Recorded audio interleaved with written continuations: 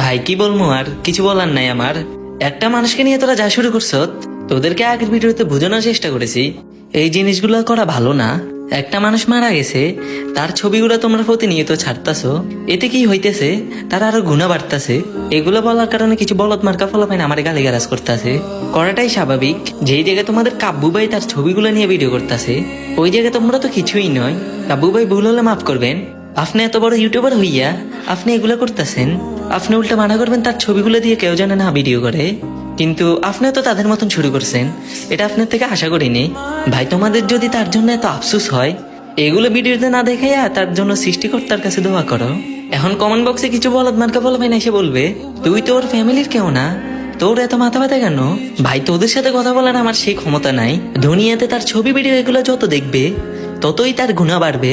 তোমাদের কিছু লাইক ভিউর কারণে ও পারে সেই মানুষটা কতই না কষ্ট ভোগ করতেছে। ভাই দয়াই করে তোমরা তার ভিডিওগুলো প্রাইভেট করে দাও। একটা মানুষ তোমার জন্য শুধু শুধু কষ্ট পাবে, ওইটা তুমি একজন মুসলমান হয়ে কেমনে করতে পারবা?